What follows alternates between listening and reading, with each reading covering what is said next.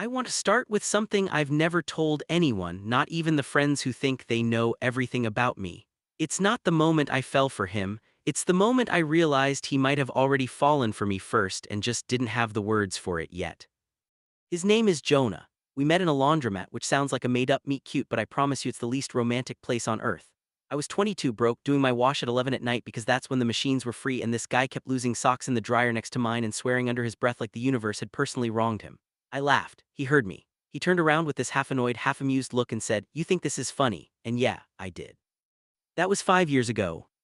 We became the kind of friends people assume are dating. Grocery shopping together on Sundays, falling asleep on each other's couches with the TV still going, texting you up not for anything shady, just because one of us couldn't sleep and wanted the other one awake too. He knew I was gay from month 2, told me over pizza that it didn't change anything, and then proceeded to make it weird for exactly 1 week by asking if he was his type, which, for the record, he was and is, but I told him no because I didn't want to lose the only friendship that had ever felt like home. I got good at that, lying by omission, loving someone quietly enough that it never had to become a conversation. So here's where it actually starts. Not the laundromat, not the years in between. It starts on a Friday in March at a birthday party for a mutual friend in an apartment that smelled like candle wax and cheap tequila, with me standing near the kitchen island talking to a guy named Theo who I'd met maybe 20 minutes earlier. Theo was easy, confident in a practiced way, the kind of guy who's used to being looked at and has learned exactly how to hold eye contact a second too long to make it mean something. He touched my arm when he laughed. He asked for my number before he'd even asked my last name. Normal stuff, the kind of low-stakes flirting I'd gotten used to being flattered by and not much else. What I didn't clock, because I was mid-laugh at something Theo said, was Jonah standing about 8 feet away, half-turned from a conversation with someone else watching us. I only found out later how long he'd been watching. My friend Priya told me the next day over coffee like it was gossip and not a grenade. Jonah looked like he wanted to set the kitchen on fire, she said, stirring her latte. Like the whole time that guy was talking to you, he just stood there staring. I thought he was gonna say something. Say what? I asked, genuinely confused. She shrugged. I don't know, you'd have to ask him, but it wasn't a nothing face, Cole, it was a face. I laughed it off because that's what I do. I told her Jonah's straight, he probably just didn't like the guy. Some straight guys get weird when other men flirt with their friends, territorial in a way that has nothing to do with romance and everything to do with being used to being the center of my attention. I believed that. I'd believed it for 5 years because believing anything else meant opening a door I'd nailed shut a long time ago. But then Jonah started acting differently, and not in a way I could explain away with a shrug and a latte. He stopped texting first, that was the first thing. For 5 years, Jonah texted me good morning more days than not, dumb stuff, a picture of his coffee, a complaint about his coworker, nothing important, just presence. That week it just stopped. I texted him Tuesday about a show we were supposed to watch and got a single word back. Busy. No exclamation point, no explanation, nothing that sounded like him. I told myself it was work. He'd mentioned a deadline. I let it go for 4 days, which for us was basically a decade because we saw each other constantly. We didn't go 4 days without at least a call. On the 5th day, I showed up at his apartment with the excuse of returning a jacket he didn't even want back yet, and when he opened the door he looked like he hadn't slept right in a while. Not sick, just tired in that specific way people get when something's chewing on them from the inside. "Hey," he said, and didn't move from the doorway for a second too long, like he was deciding whether to let me in. "You gonna let me in, or should I just leave the jacket on the porch?" I said, trying to make it a joke. He stepped back. I walked in. His apartment looked the same as always, except there were 3 mugs on the coffee table that all looked half-finished, which told me he'd been sitting there a while, not really drinking, just holding something warm because his hands needed a job. "You've been weird," I said, no point circling it. That was always our thing, we didn't do the slow lead-in, we just said the thing. "I've been busy," he said, sitting on the arm of the couch instead of the couch itself, which is a very Jonah move when he wants an exit available. "You've been busy for 5 years and you never once stopped texting me for 4 days.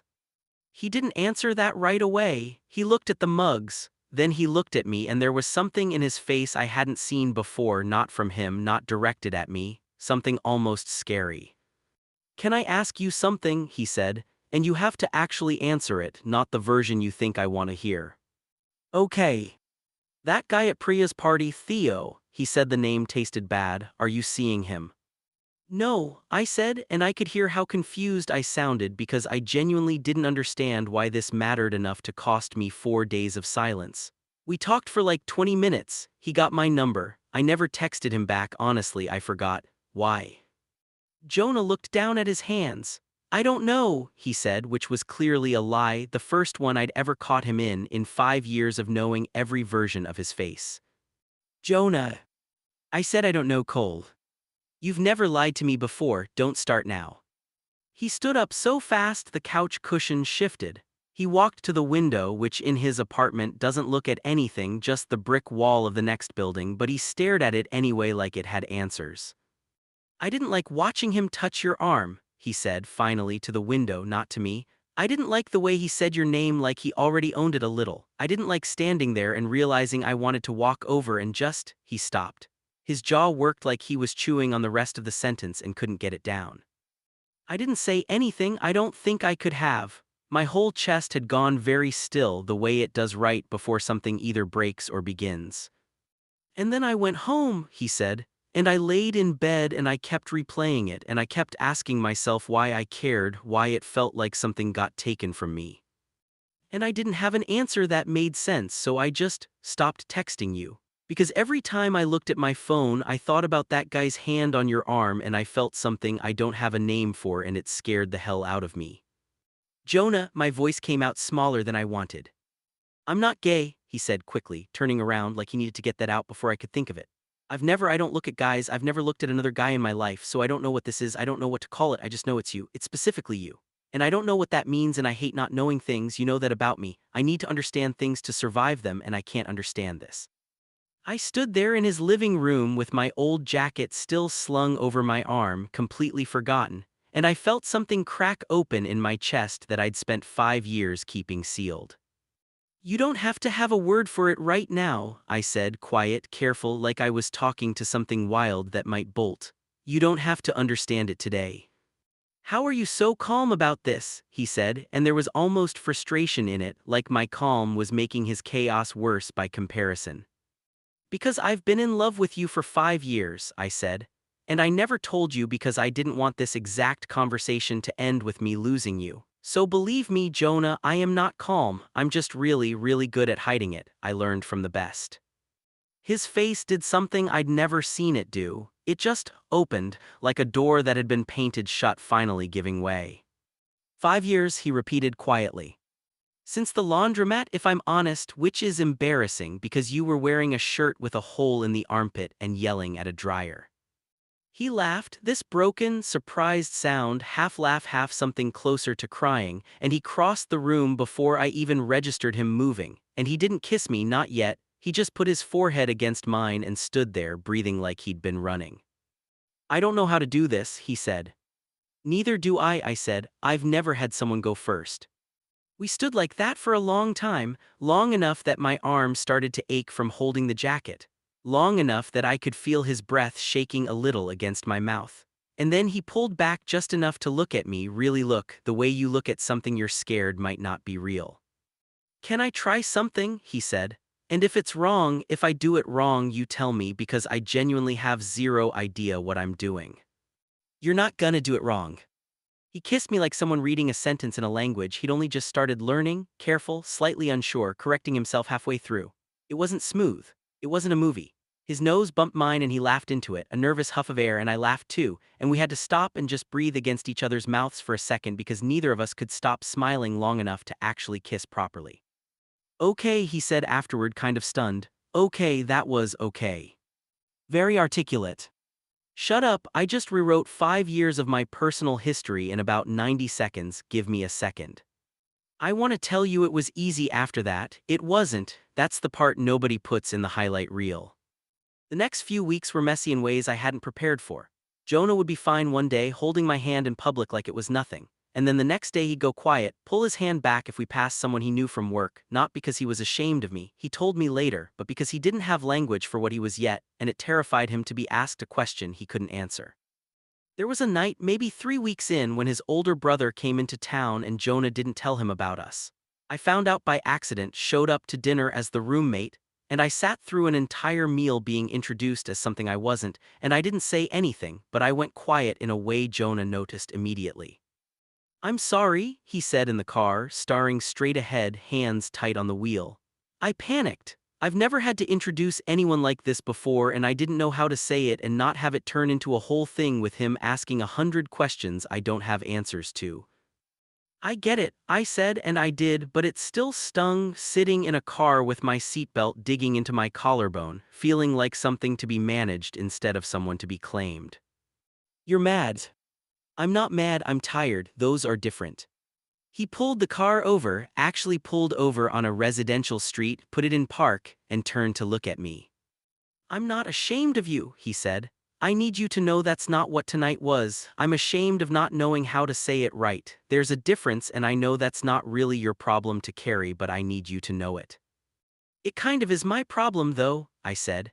"Because I'm the one sitting at the table being called your roommate while you talk about fantasy football with your brother like nothing's different. I've spent my whole life being someone's secret in one way or another, Jonah. I can't do that again, not with you, not after everything." He was quiet for a long moment, jaw tight, looking out the windshield at nothing.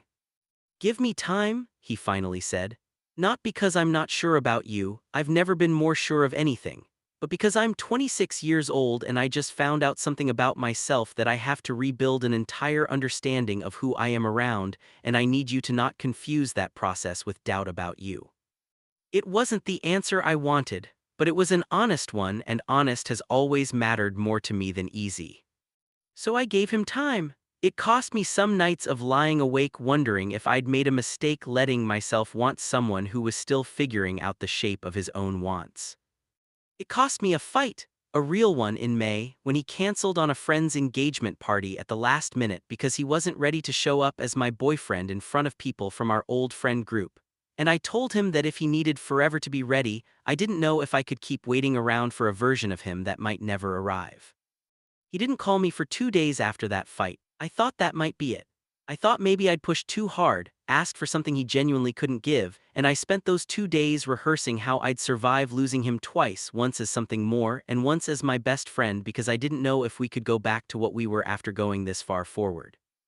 On the third day, he showed up at my door at 7 in the morning, still in yesterday's clothes, eyes red like he hadn't slept. "I told my brother," he said before I'd even fully opened the door. "Last night, I drove to his place at midnight and I told him about you, about us. About the whole thing, the laundromat and the 5 years and the birthday party and Theo and all of it. And he made me coffee and just listened. And it was the easiest hard thing I've ever done. And I should have done it the first night instead of making you sit at that table being called my roommate. And I'm sorry, and I don't want more time, I don't need more time, I was just scared, and being scared isn't a good enough reason to make you feel small." I didn't say anything for a second. I just looked at him standing in my doorway at 7 in the morning, wrinkled and exhausted and more certain than I'd ever seen him. "You drove to your brother's at midnight," I repeated. "I drove to my brother's at midnight," he confirmed. "And then I sat in his kitchen until 5 a.m. talking about you, and then I came here because I didn't want one more morning to start without you knowing I'm not going anywhere."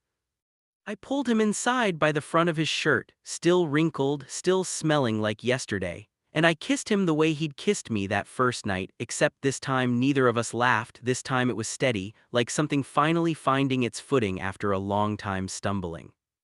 It's been over a year now. I'm not going to pretend it's been a straight line since that morning, because love isn't a straight line for anyone, gay or not, first relationship or fifth. We've had fights since. We've had a few nights where the old fear crept back into him, some family event where he introduced me carefully, watching my face for permission, and I've had to remind myself that patience isn't the same as settling, that some people just take longer to become brave, and that doesn't make the bravery worth less when it finally shows up. But here's the part I keep coming back to, the part I think about on nights when I can't sleep. It wasn't the kiss that changed everything. It wasn't even the confession in his living room. It was watching a man who had spent his whole life certain about who he was choosing over and over in small and difficult ways to become someone new for me, not because he had to, because he wanted to. Because somewhere between a laundromat sock and a stranger's hand on my arm at a party, he realized that the life he actually wanted didn't look like the one he'd been assuming was his. Last week we went back to that same laundromat just because. The machines are older now, one of the dryers has a sign taped to it that says out of order in handwriting I don't recognize. We sat on the plastic chairs by the window while our clothes tumbled, and he reached over and took my hand without looking around first to see who was watching, which sounds like nothing, but from him, it's everything. You know what I think about sometimes, he said, watching the dryer spin. I think about how close I came to never saying anything. If that guy hadn't touched your arm that night, if I hadn't felt that thing in my chest, I might have just kept calling it nothing for the rest of my life. But you didn't, I said. No, he said, squeezing my hand, I didn't. And honestly, that's the whole story. Not some big dramatic ending, no fireworks, just two people sitting in a laundromat that smells like fabric softener and old coins, holding hands because one of them finally stopped being afraid of what that meant. Sometimes the biggest changes in your life start with the smallest, dumbest things. A guy touching your arm at a party, a friend who can't look away, a silence that lasts 4 days too long. If you're waiting on someone right now, someone who's still figuring themselves out, someone who might need longer than you'd like, I'm not going to tell you it's always going to work out the way it did for us. It doesn't always, but I will tell you this. The people worth waiting for are the ones who, when they finally get there, don't just say it once and let it fade. They keep choosing you, quietly and perfectly on ordinary Tuesdays in laundromats, for the rest of the story neither of you has written yet.